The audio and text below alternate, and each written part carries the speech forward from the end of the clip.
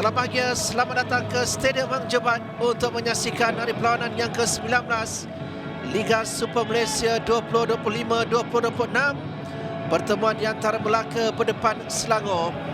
Dua pasukan yang dipisahkan dengan perbezaan 25 mata. Pementiran. Satu rembatan deras dari Dino Kalasic. Dia mencuba nasib dengan percubaan jauh. Setelah melihat adanya ruang yang diberikan, dirapati oleh Simon Lingbo. Faisal untuk Quentin, satu hantaran lintang. Akzim Rezovic berada pada kedudukan yang tepat untuk dia bertindak.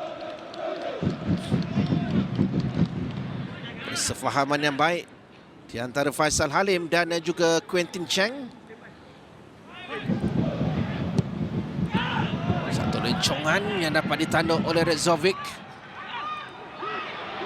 Muhari Ajmal. Firdaus Irman merebahkan badan.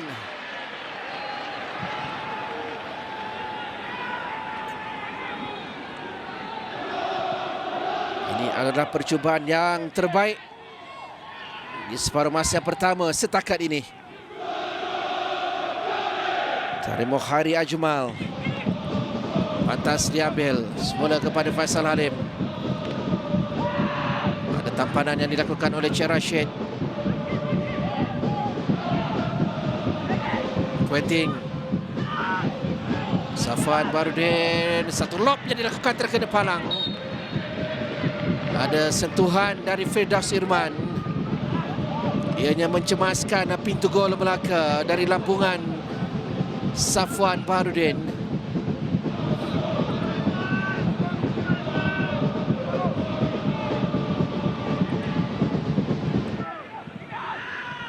Ugo Pumo. Penambuko lepas untuk Penambuko, hantaran ke tengah.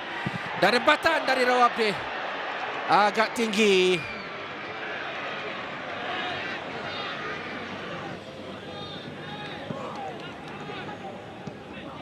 Dari Syamsuddin. Gregor Moraes. Lepas dari Irfan. Masih lagi Moraes. Cuba untuk Bara. Dalam kawalan Moraes. Percubaan yang pertama dari Gregor Moraes. Bertindak secara solo untuk mendapatkan peluang ini. Bola tersebut yang dibiarkan oleh Ugo Pumo. Gregor Moraes dengan larian ke dalam. Perhatikan kepada tindakan Irfan. Tergelincir pula kali ini untuk Penambuko. Masih lagi Penambuko. Baik tindakan Firdaus Irman. Menghulurkan kakinya untuk menyelamatkan keadaan. Menafikan hasrat Vitro Penambuko untuk mendapatkan jaringan sulung bersama dengan Selangor. Moraes. Vitro Penambuko tak sampai untuk Faisal Halim. Dan ini tiba kepada Faisal dari Alif Izwan. Faisal Halim.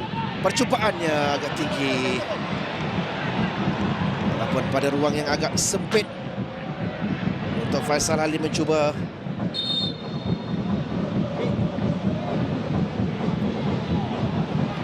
Tiga pemain menanti hantaran dilakukan oleh Faisal Halim.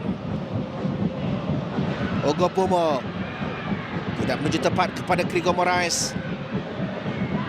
Akbre. Satu mata untuk Melaka dan Selangor. Kedua-dua pasukan buntu di sepanjang 90 minit. Tetapi keputusan ini akan lebih melegakan Melaka berbanding Selangor. Biarpun Selangor akan kembali semula untuk naik ke tangga yang kedua, namun mereka kini terikat 36 mata bersama dengan Kuala Lumpur City untuk keputusan muktamad. Melaka 0, Selangor 0.